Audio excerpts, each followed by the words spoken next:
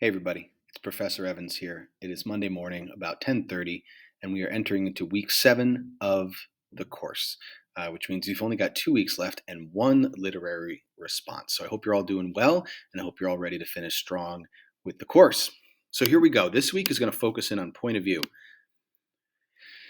And point of view is an incredibly important aspect of storytelling, and it's basically who's telling us the story, which seems kind of obvious, but who's telling us the story really matters. Because when we tell stories, it's not just about the facts, it's all through the lens of our personalities, right? So our experiences, our anxieties, our nervousness, our confidence, our personality traits, all that comes out when we tell stories, right? And what we choose to share and what we choose not to share is all based on us, right? So um, when a character tells a story, then as readers, we want to be thinking, okay, what is this character telling me? What is this character not telling me? Um, and what should I be aware of that might be sort of biased or slanted because of this character's view of the world? We also want to think um, about the author's choice to tell a story through a certain point of view, right? Because if we hear one person or one group's voice in a story, there's other voices that we're not hearing from, right? So there's choices for this. So let's just scroll down here. When we talk about point of view, we're talking about two major points of view. We're talking about first person, when we are in the mind of the character telling us the story. Okay, it's as if we are in that person's body and we are watching the story unfold through their eyes. Okay, we only know as readers what they choose to tell us.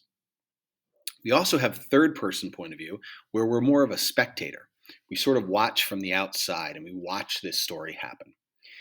Now, third person can be limited, meaning we get inside some of the characters' heads from time to time and we know what they're thinking, or third person omniscient, which means we are in all of the characters' heads, but we're still a spectator. It's almost like we have this mind reading power.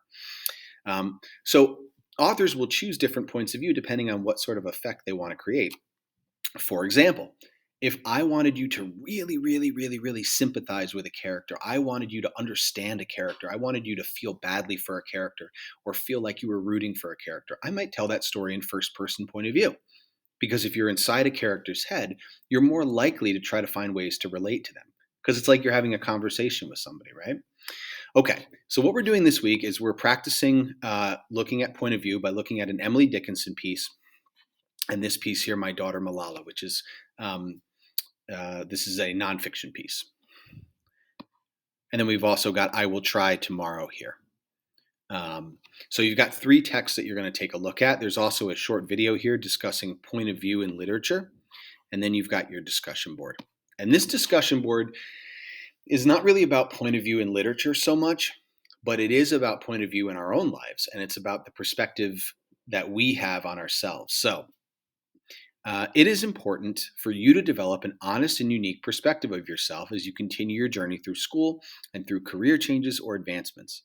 Use this discussion board to gain some insight on how you present yourself to others.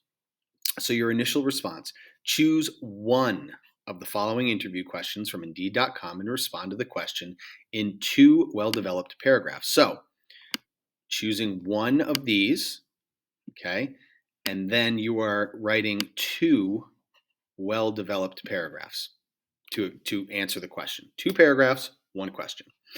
Um, and the questions are: what motivates you? What are you passionate about? What makes you unique? What are your greatest strengths? In what areas would you like to improve? Or how would others describe you? And then you're going to respond to two of your peers. And it gives you some suggestions about how to possibly respond to your peers here.